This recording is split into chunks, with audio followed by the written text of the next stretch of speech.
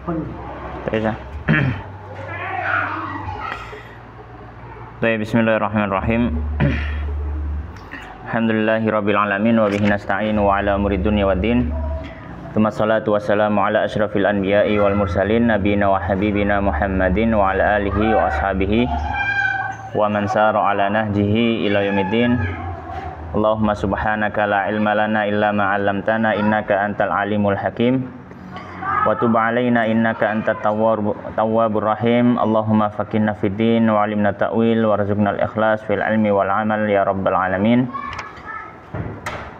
Kita masih melanjutkan ngaji kitab Bulughul Maram min Adillatil Ahkam yang ditulis oleh Al-Hafidz Ahmad bin Ali bin Hajar Al-Asqalani Asy-Syafi'i rahimallahu taala yang wafat tahun 852 Hijriah. Dan alhamdulillah kita sudah menyelesaikan membaca dari kitab ini dan selesai dalam pembahasan fikih ibadah, yaitu thaharah, salat, zakat, puasa dan haji. Dan sebagaimana yang menjadi kebiasaan para fuqaha, para ahli fikih, ketika menulis kitab fikih setelah membahas fikih ibadah, mereka biasanya akan melanjutkan dengan pembahasan fikih muamalah. Melanjutkan dengan pembahasan fikih muamalah. Nah, fikih muamalah ini berhubungan dengan apa? Fikih muamalah ini berhubungan tentang atau membahas transaksi hartawi. Membahas transaksi hartawi. Baik itu transaksi yang sifatnya sosial atau yang non sosial, yang profit. Maksudnya sosial itu kayak ngekei wong, hibah, wakaf, itu kan sosial. Ya, wakaf itu kan gandelek badi, mosok nang wakaf ndelek badi kan ono. Atau hibah ngasih, itu juga itu namanya sosial. Transaksi yang sifatnya apa? Sosial. Dan juga transaksi yang sifatnya profit. Profit itu mencari keuntungan. Seperti apa? Yang itu yang banyak, jual beli. Ya. Dan jual beli nanti ada berbagai macam hal, ya. Hal-hal yang berhubungan dengannya, ya. Nanti ada jual beli, ada ijarah. Ijarah itu sewa menyewa. Ya. Terus kok nanti ada akad jualah. Jualah itu tentang sayembara, ya. Macam-macam. Termasuk juga akad yang sosial, misalkan kayak pinjam meminjam. Ini kan akad yang sifatnya apa? Sosial, pinjam meminjam. Fala kulli hal itu yang dibahas dalam fikih muamalah, ya, yang dibahas oleh fikih muamalah. Nah, kemudian para ulama menyampaikan kenapa kok fikih muamalah ditulis setelah bab fikih ibadah, ya. Jawabannya karena setelah selesai hubungan hamba dengan Allah, maka dia juga harus menyelesaikan hubungan dirinya dengan sesama manusia. Nah, hubungan dirinya dengan sesama manusia, maka ini dibahas di fikih muamalah. Karena itu harus mencolot. Akhirnya merucut.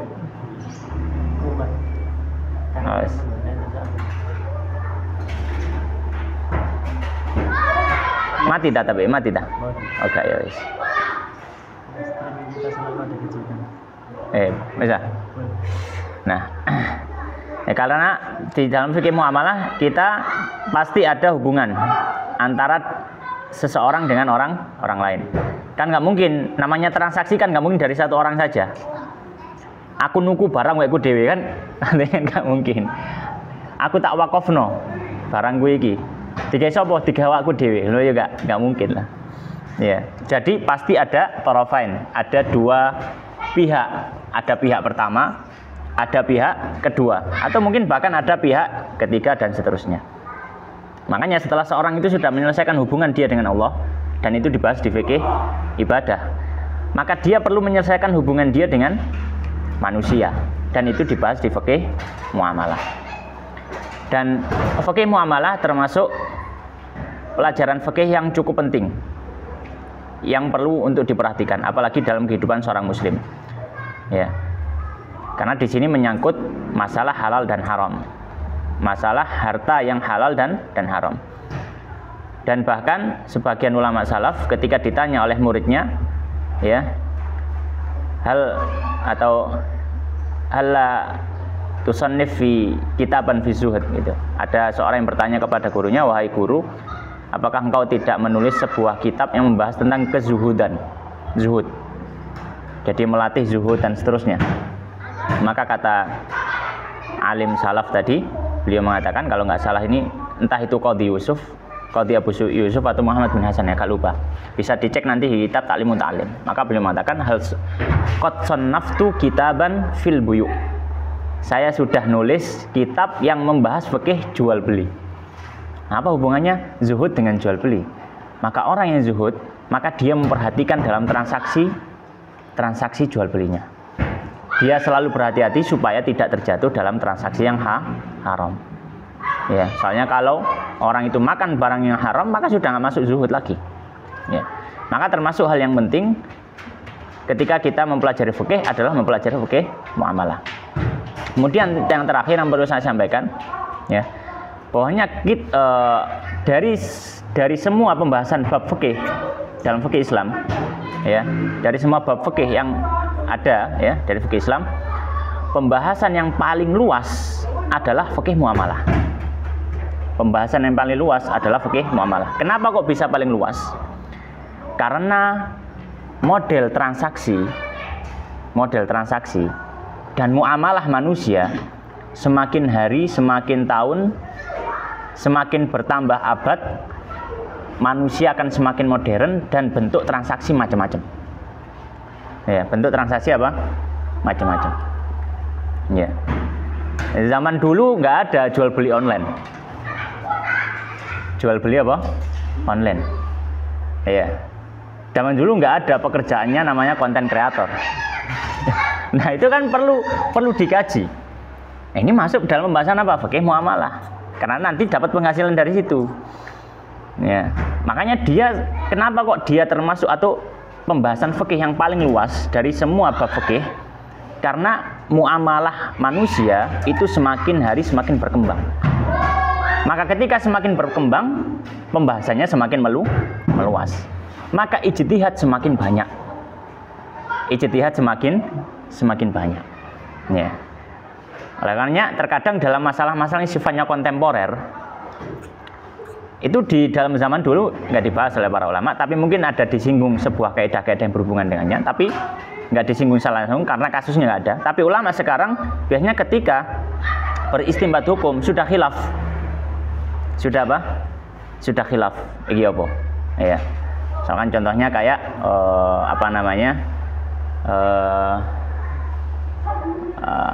top up saldo ke top up saldo ke misal OVO atau misal GoPay, nggak tahu sekarang jangan agak GoPay. Ya pokoknya top up saldo. Jadi uang kita rubah ke bentuk digital. Nanti kita ambil semau kita dengan apa yang kita inginkan untuk membeli. Ya, mau beli apa kan gitu ya. Nah, para ulama ketika melihat ulama kontemporer ketika melihat ini, mereka ada yang berselisih. Ada yang mengatakan ini akadnya utang piutang. Awakmu kuntangi pihak yang berwenang itu, yang kamu titipin duit itu. Ada yang mengatakan enggak, ini cuma wadiah, kita titip duit aja. Ya, kita titip uang. Ada yang memandangnya seperti itu. Nanti khilaf. Nanti timbulnya apa? Ada khilaf. Jadi ala kulli hal pembahasannya sangat luas. Fa ala kulli hal kita akan baca apa yang ditulis oleh Al-Hafidz Ibnu Hajar Al-Asqalani rahimahullahu ta'ala. Baik. Maka beliau memulai dengan Kitabul Buyu', ya, Kitabul Buyu'. Buyu' jamak dari bai'un. Buyu'un jamaknya apa? Buyu'un jamak.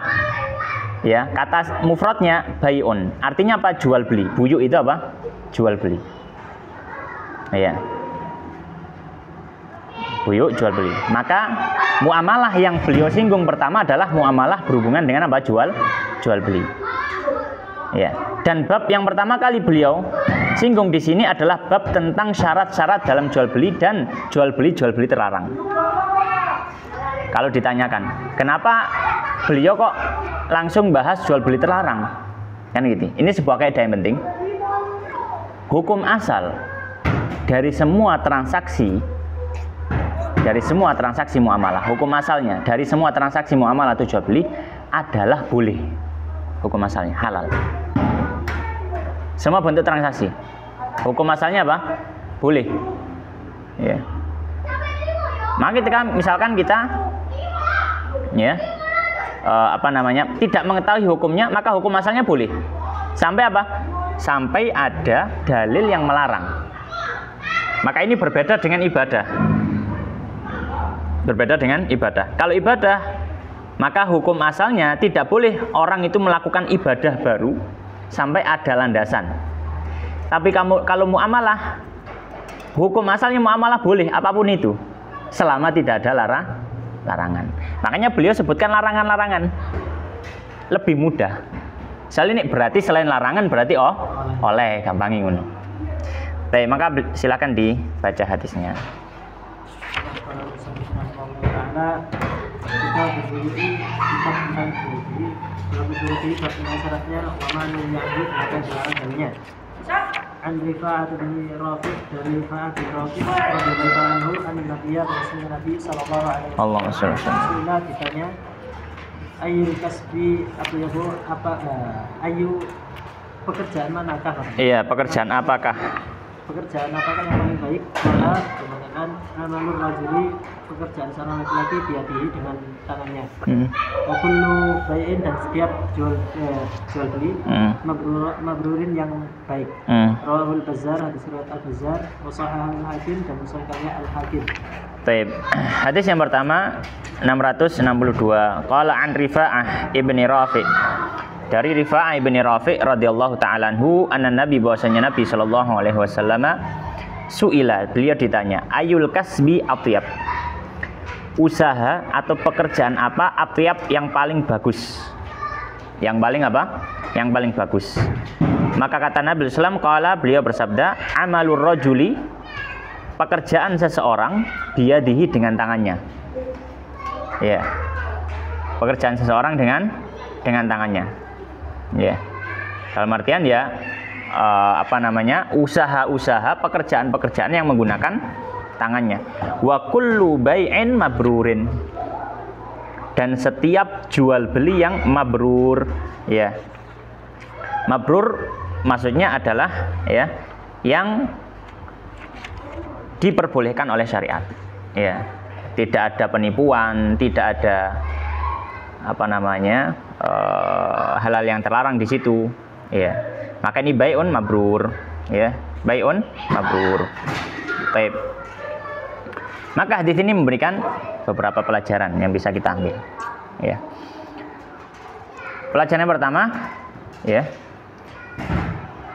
bahwasanya hukum asal, ya, bahwasanya hukum asal dari amal usaha adalah diperbolehkan.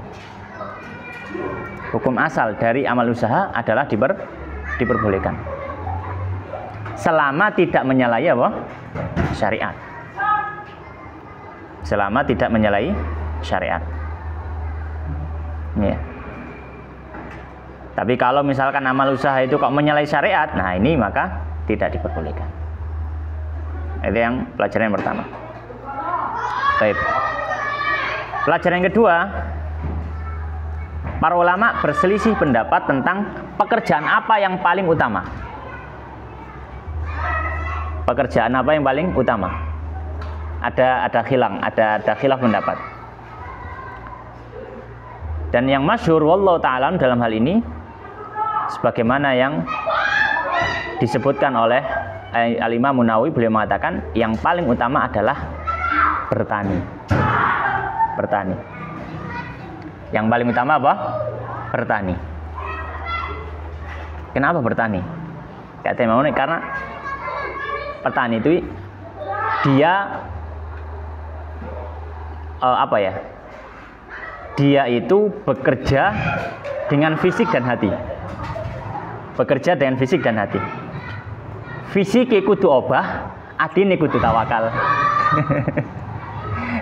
Kan pari ku gak ono sing gedekno kecuali Allah kan ya. Jadi ya wis kene cuma usaha, aku tuh usaha nih gak usah tambah mati. Jadi fisiknya disuruh usaha, hatinya juga disuruh ditata. Lah nek wis gak oleh ya wis. Qadarullah wa masyafa'a. Gagal panen ya wis, mari. Itu sisi yang pertama. Ya, kenapa kok dia afdol? Karena orang yang bertani itu dia bekerja secara fisik dan secara hati. Yang kedua, kenapa afdol? Karena banyak unsur sedekahnya. Banyak unsur sedekahnya. Ya, zakat, kadar zakat yang paling besar itu zakat apa? Pertanian. Zakat pertanian itu paling besar. Ya, zakat pertanian paling besar. Berapa? 10 atau 5%? Lu bayangno. Misalkan panen 1 ton. Ya, panen 1 ton 1000 kilo. Ya, maka dia harus mengeluarkan berapa? 10 ya, 10 kilogram. Ya, lumayan banyak 10 kilogram. Ya, yes. 100 kilogram yo, sak kintal. Sak kintal. Lumayan kita sak kintal. Ya. Itu kalau misalkan dia tidak dalam usaha pertaniannya itu dia tidak membutuhkan biaya.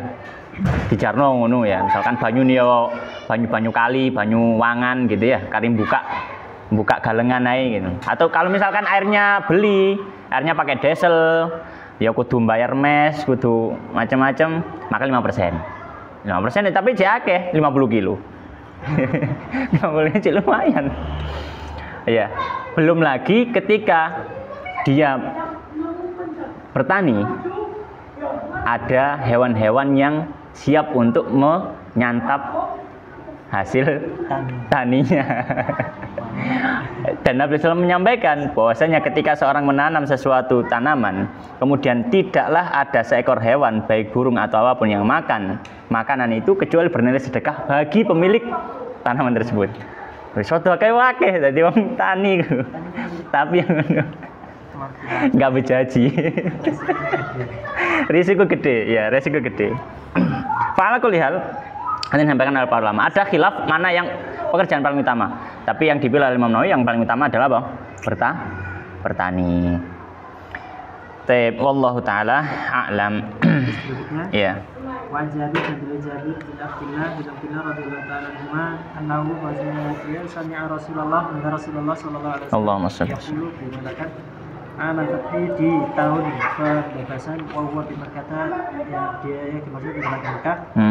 Di Mekah, Inna Allah sesungguhnya Allah wa Rasulahu dan Rasulnya harrama bai'al khamri, mengharamkan jual beli khamr, wal maitati dan bangkai, wal khinziri dan babi, wal asnami dan patung. Bila mereka dikatakan, ya Rasulullah wa Rasulullah, ara'aita apa pendapatmu suhumul maitah, lemak dari bangkai, karena maksudnya dia tutla dicap, dilaporkan, dilapiskan biha dengannya as-sufunu ini kenapa? Kapal-kapal. Iya. Kapal-kapal. Sehingga ia dilapiskan dengannya kapal-kapal. Watu dahanu dan diminyai. Biha dengannya al-juludu kulit. Wa yastasbihu ini kenapa Ustaz? Yastasbihu dan membuat cahaya biha dengannya anasu manusia. Kepala maka juga lahu haramun, sebenarnya dia haram. Kemudian berkata Rasulullah sallallahu alaihi wasallam, inda dzalik usia itu qatalallahu yahuda, Allah taala memerangi Yahudi. Kita Allah sunnya Allah taala lama ketika Allah mengharamkan alaihi atasnya suhumaha, lemaknya,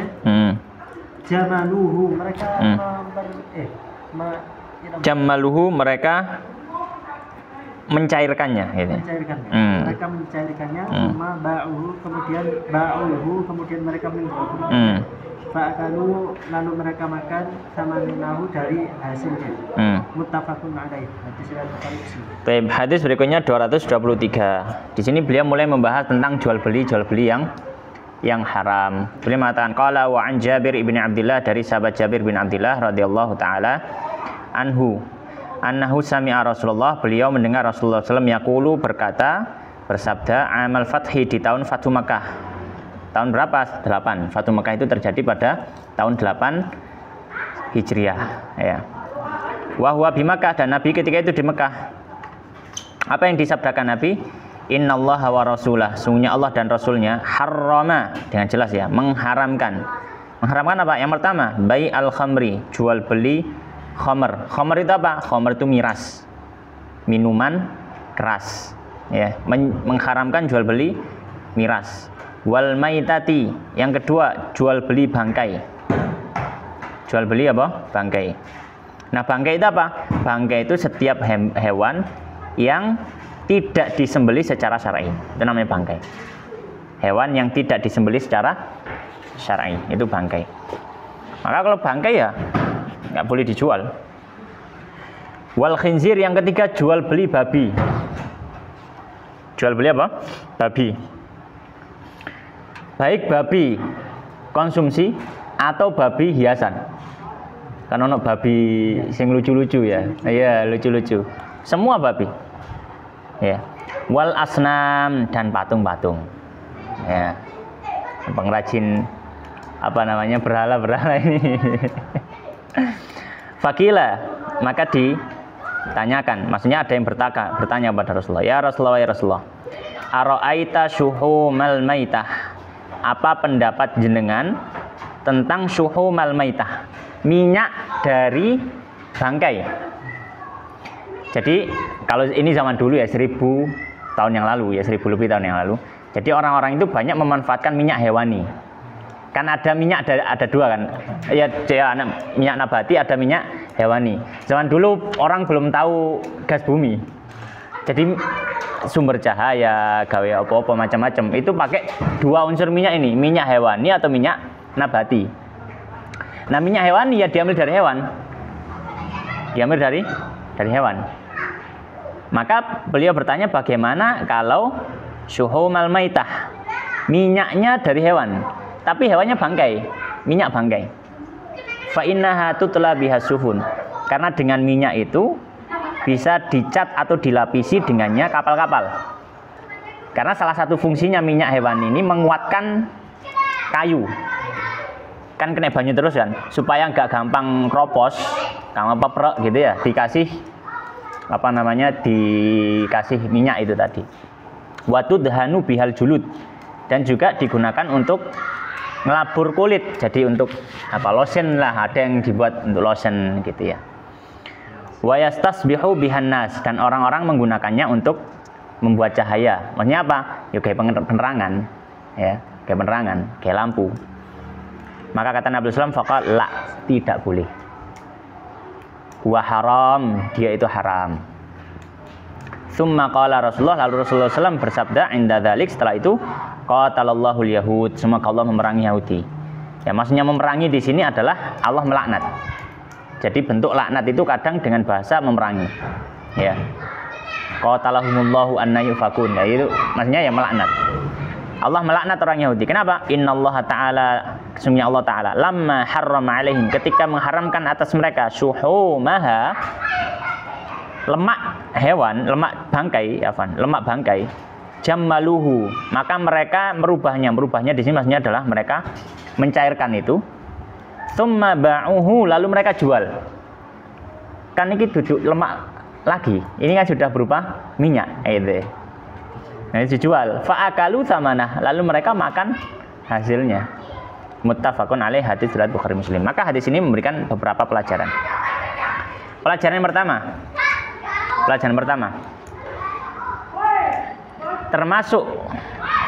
termasuk barang yang haram diperjualbelikan,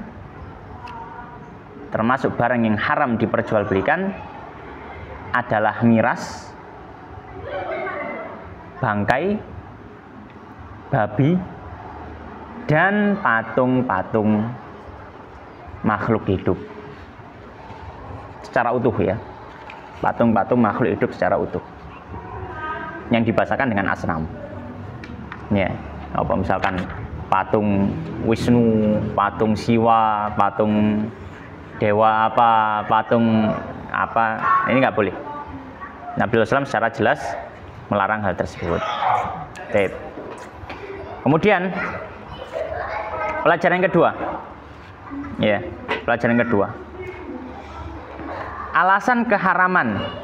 Ya, para ulama mengatakan alasan diharamkan benda-benda tersebut untuk dijual belikan. Yang pertama, karena benda itu najis. Karena benda itu apa? Najis. Diketahui dari mana? Yang pertama, Nabi melarang jual beli miras. Miras itu najis. Putihan, tuak, whisky, soju, ya, macam-macam, semua jenis miras itu najis. Ya. Yang kedua, bangkai itu juga najis. Maka diketahui dari situ najis. Yang ketiga, babi juga najis. Maka diketahui. Kenapa kok? Atau alasan kenapa benda-benda ini dilarang? Yang pertama karena najis. Atau karena tidak boleh dimanfaatkan. Karena tidak boleh dimanfaatkan. Yang mana yang nggak boleh dimanfaatkan dari keempat benda ini? Yaitu adalah asnam, berhala-berhala. Ya, berhala-berhala. Ya, bikin patung dewa, makanya nggak boleh dimanfaatkan. Tidak boleh dimanfaatkan. Maka tidak boleh dijual belikan. Ya. Maka dari sini kita tahu termasuk syarat sahnya jual beli, barang yang diperjualbelikan itu nggak boleh najis dan harus ada manfaat yang diperbolehkan. Ya. Harus ada manfaat yang diperbolehkan. Maka kalau misalkan barang tersebut adalah najis, ya, maka dikiaskan kepada selainnya yang najis. Ya. Misalkan apa? Jual darah. Darah dijual. Nah, ini nggak boleh. Kenapa? Darah najis. Ya, pokoknya benda-benda najis tidak boleh dijual. Kotoran, ya, manusia, tinja, ya, ini juga tidak boleh diperjualbelikan. Ya, diperjualbelikan. Atau misalkan kotoran hewan, ini juga tidak boleh diperjualbelikan. Cuma nanti ada turunan masalah, ya, ada masalah kontemporer. Ya, ada usaha misalkan bikin pupuk kandang. Ada usaha bikin gas dari kotoran manusia, dari tinja. Maka para ulama memberikan solusi tidak boleh dengan akad jual beli kalau misalkan mau dimanfaatkan. Terus apa? Ya, kita bahasakan sebagai ganti dari jasa kita mengumpulkan itu. Ya. Nah, apa bedanya? Bedanya kalau jual beli mungkin harganya akan lebih besar. Tapi kalau jasa kita nilai sesuai jasanya. Misalkan kita pengepul, ya, kita ngumpulkan, maka yang kita nilai adalah jasa kita, harganya seberapa. Maka nggak boleh kita kasih harga lebih dari itu. Ya, harga lebih dari itu. Jadi yang dinilai adalah jasanya. Jasa karena sudah mau mengumpulkan. Jadi kita kayak jadi dalam tanda kutip ya mirip sebagai pegawainya gitulah. Ya. Ini tidak boleh kalau dijual, nggak boleh. Ya. Benda-benda apa? Najis. Kemudian juga kalau termasuk yang tidak boleh diperjualbelikan adalah benda-benda yang tidak boleh dimanfaatkan. Tidak boleh dimanfaatkan dalam syariat. Termasuk apa? Ini yang paling keras disebutkan oleh para ulama. Termasuk dalam kitab-kitab fikih Syafi'i. Alat musik selain rebana. Ini nggak boleh diperjualbelikan. Bahkan kalau mengatakan disewaknya loh kok oleh. Disewakan aja nggak boleh. Ya kenapa? Karena alat-alat musik selain rebana tentunya ya, rebana boleh. Rebana. Alat musik ya, baik yang berdawai, yang dipetik ya, atau yang dipukul supaya selain rebana, ya tidak boleh. Ya bahkan pernah mengatakan ya alat-alat ini kalau diperjualbelikan maka ya jual belinya tidak dianggap sah. Ya. Kenapa? Karena tidak boleh dimanfaatkan secara syar'i. Ya. Dikiaskan kemana? Ke asnam, patung tadi. Patung nggak boleh dimanfaatkan secara syar'i. Ya.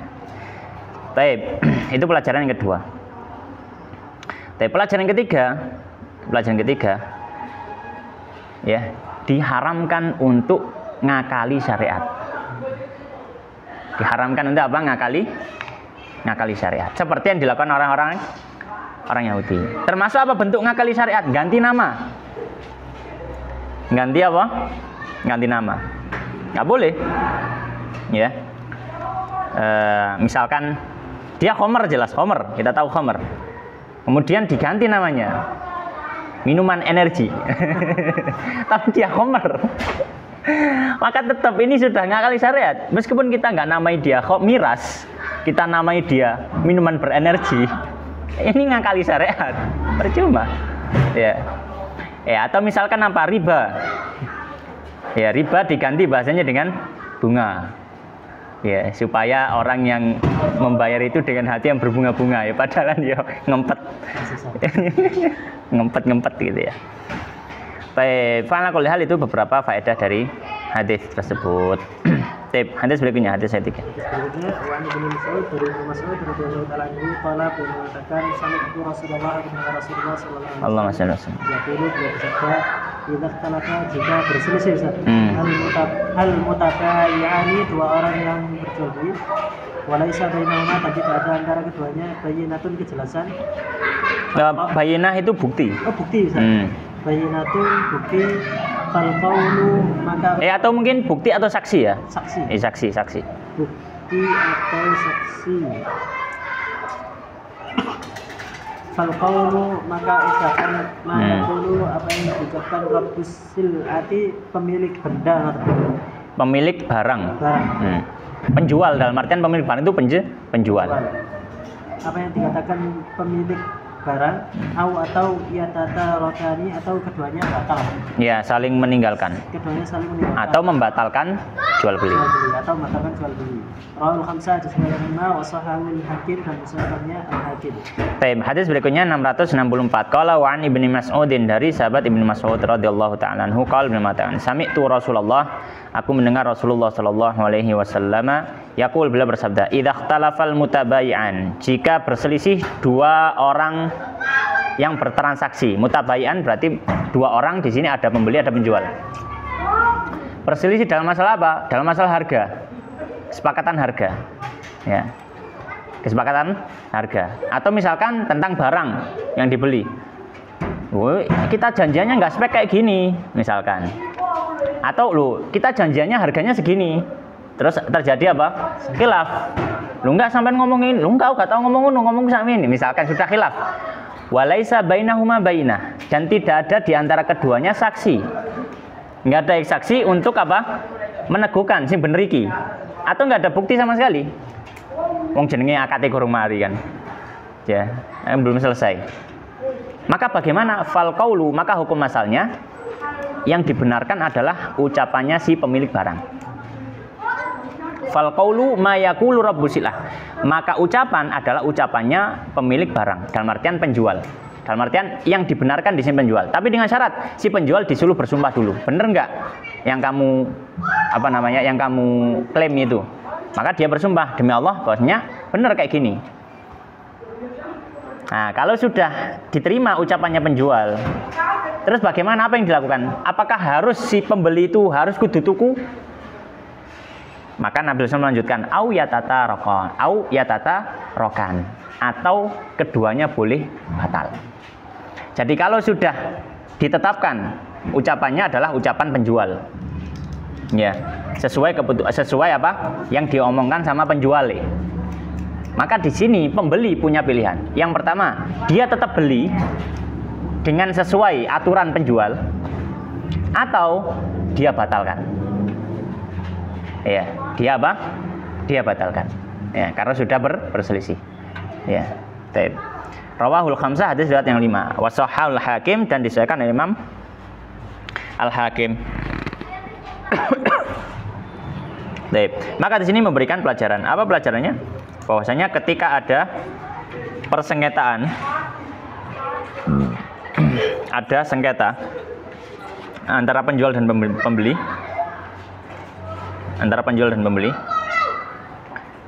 ya, dan tidak ada